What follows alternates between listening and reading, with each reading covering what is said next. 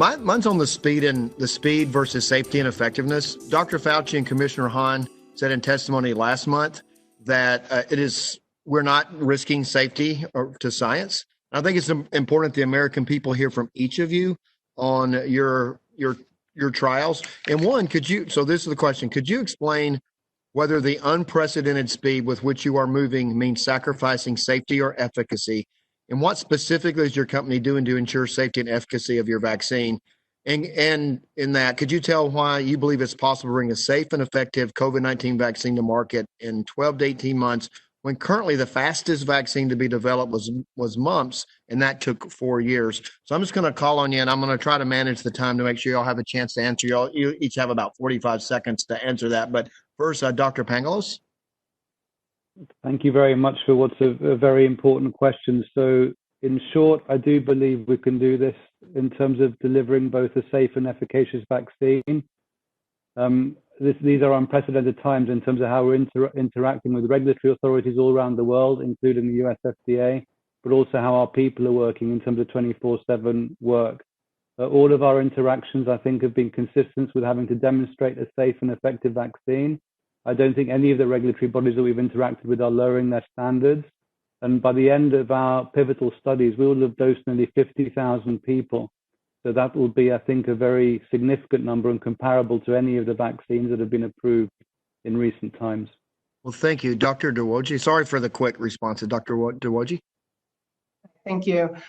We do also believe it's possible to deliver a safe and effective vaccine. We have experience with the accelerated programs as we've developed the Ebola vaccine. A lot needs to be done in parallel, but it can be done safely and without compromising any of the standards that we usually undertake for any clinical trial. There may be a need to perform post-marketing surveillance, and we're working on a plan there to make sure that we continue to monitor safety, not only before licensure, but after, for the duration that's deemed appropriate by the regulators. So it will be an effort, and we will continue to monitor safety long-term, but it should be feasible to do this. Thank you. Dr. Gerberding? Thank you.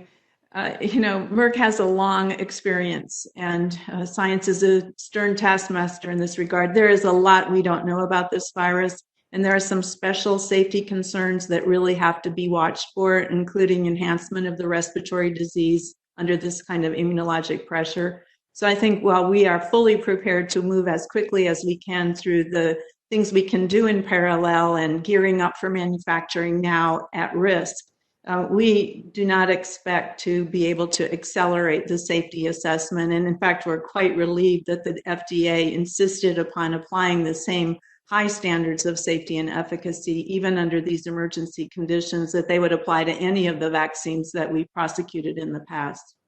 Thank you very much. Also, now Dr. Hoge. Thank you, Congressman. I'd echo my colleagues' earlier comments. We do believe it's going to be possible to, in a safe way, bring forward an effective vaccine in 12 to 18 months. We have been working around the clock as an industry and as a company with colleagues outside of our company as well to make sure that we're doing this in an incredibly responsible way all the way through. So we have a full phase 1, phase 2, phase 3 program. And as been referenced before, we're following the FDA's guidance to conduct a 30,000 person full phase 3 program over the course of the fall. We hope that generates a robust body of data demonstrating the safety of the vaccine that can give the FDA and Americans confidence in its profile. Thank you very much. And Dr. Young. Thank you for the question. Pfizer is completely committed, as I think you've heard from my colleagues here in the panel, to ensuring the safety and effectiveness of any COVID-19 vaccine. In answer to your question about how we were able to move quickly, we were actually in a fortunate position. We were able to leverage a couple of years worth of basic science that we did along with our partners BioNTech for seasonal flu and to apply those learnings to our vaccine platform for COVID-19. I want to underscore something that my colleagues have mentioned, which is I think the American public should take great confidence in the FDA's guidance, which I think clearly and very transparently lays out standards for both effectiveness, but importantly for safety.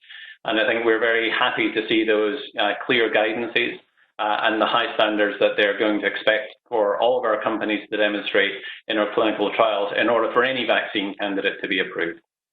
So good. So you're all saying there will not be a vaccine on the marketplace that does not meet the high standards of safe and effectiveness, regardless of the timing. So thank you very much. My time has expired, and that's very comforting to hear.